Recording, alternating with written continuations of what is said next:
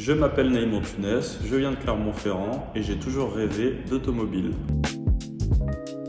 Charade Autosport, c'est quoi? C'est avant tout un lieu pour les passionnés d'automobile. C'est un garage que j'ai toujours pensé, imaginé, depuis mon plus jeune âge, en regardant la saga Fast and Furious. Pouvoir rassembler des passionnés d'automobile dans une partie du coup showroom, vente de véhicules d'exception, classiques ou modernes, toujours avec une histoire un peu sympathique, pas trop de kilomètres et des beaux exemplaires tout simplement. Et une partie atelier où tout le monde peut amener faire réparer sa voiture en carrosserie, que ce soit de la carrosserie traditionnelle moderne suite à un choc ou alors de la personnalisation.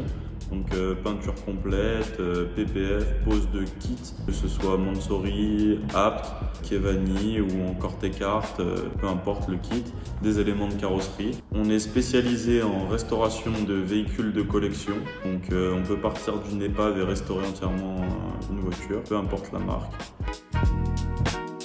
Le Charade Autosport existe maintenant depuis 9 mois, donc c'est une jeune entreprise.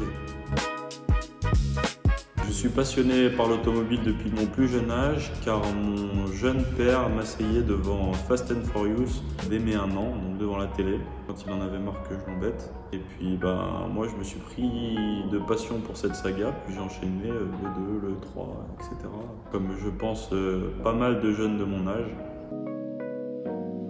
Je dirais les premières fois où mon père m'a ramené sur les salons automobiles en tant qu'exposant, donc je dirais Rétromobile ou Epoch Auto, il y a de ça plus d'une dizaine d'années, je devais avoir 14-15 ans. Alors non, j'ai pas toujours voulu en faire mon métier, j'ai d'abord voulu être avocat, puis après j'ai écouté mon cœur et j'ai toujours été attiré par l'automobile, donc j'ai foncé là-dedans. C'était un été, il y a 2 ans, où j'ai dit à mes parents que je voulais ouvrir mon garage. Ça faisait déjà un bon moment que je vendais des voitures en parallèle de mes études. Et puis voilà, je me suis dit que c'était l'occasion de me lancer. Je venais d'obtenir un diplôme. J'aurais pas d'autres créneaux pour y aller, quoi. Oui, j'ai eu des doutes au tout début. J'en ai encore aujourd'hui d'ailleurs.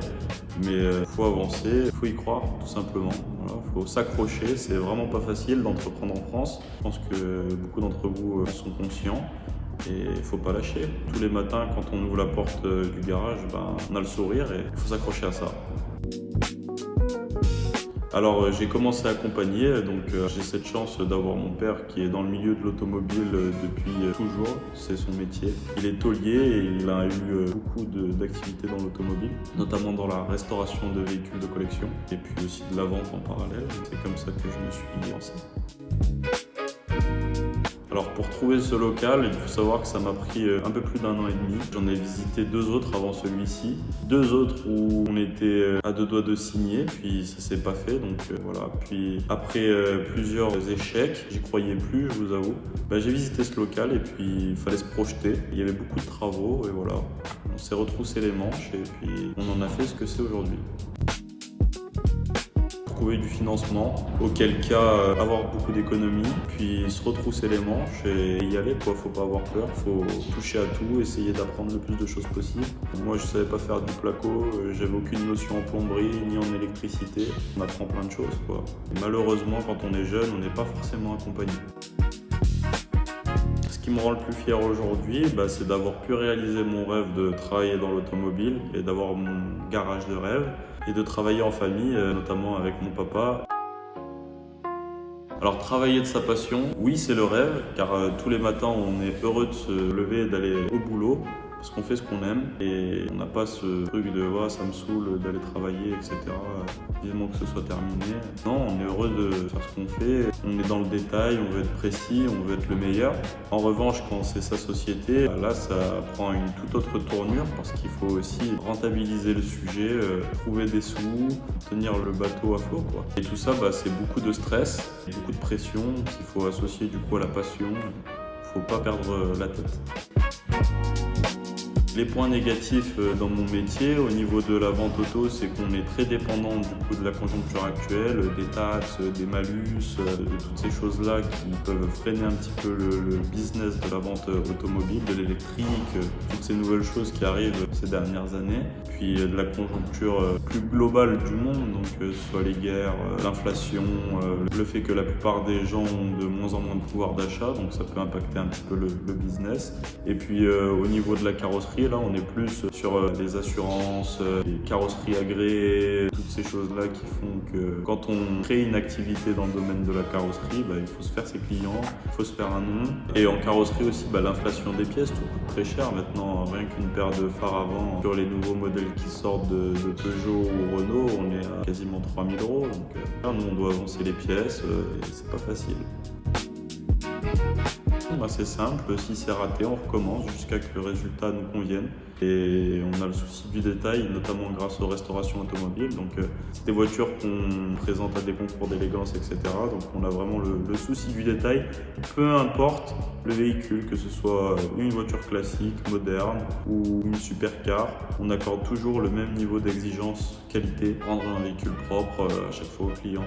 Que le client soit satisfait, puis on est à l'écoute, quoi. S'il y a quelque chose qui ne va pas, on est prêt à recommencer et assumer.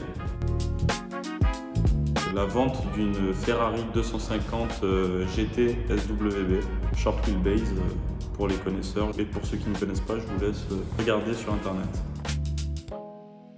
Mon premier stand au Top Marque Monaco, d'être entouré de tous ces grands noms de la vente automobile, de tous ces marchands qui sont reconnus depuis des années. C'était le projet le plus marquant que j'ai concrétisé il y a 2 ans, puis que j'ai continué l'année dernière. J'ai un client qui m'a acheté une 280 SL, donc une Mercedes cabriolet avec sa carte bancaire. Donc on parle quand même d'une voiture à 185 000 €, si je me souviens bien à l'époque. Alors j'ai une autre anecdote un peu plus loquace à vous raconter. J'avais 3 ans à l'époque. Mon père devait livrer la voiture de ma nounou qu'il avait entièrement repeinte, donc peinture complète flambant neuve. Puis j'ai décidé d'attraper un marteau dans le garage et de pulvériser la voiture. Donc j'ai fait le tour de la voiture avec le marteau. Tout le tour de la voiture, j'ai même cassé les optiques, la totale quoi. Puis j'ai couru dans le bureau, j'ai regardé ma mère avec le marteau à la main en lui disant « Regarde maman, j'ai fait comme papa ». Et quand elle a vu l'état de la voiture, elle a fait une syncope, elle a appelé mon père, puis je sais pas comment j'ai fait pour vous parler aujourd'hui.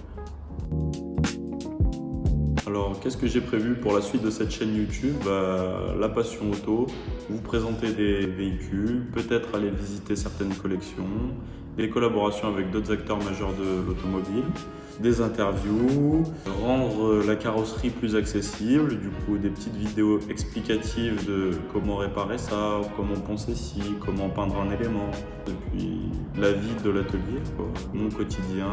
Vous allez pouvoir m'accompagner sur les différents salons automobiles, que ce soit Rétromobile, peut-être Époque Auto ou Top Marque à Monaco ces prochaines années.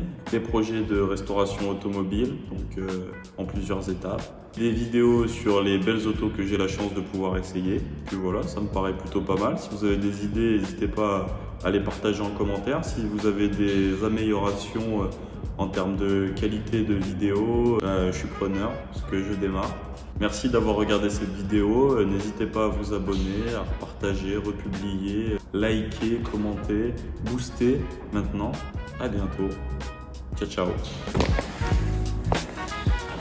Oh.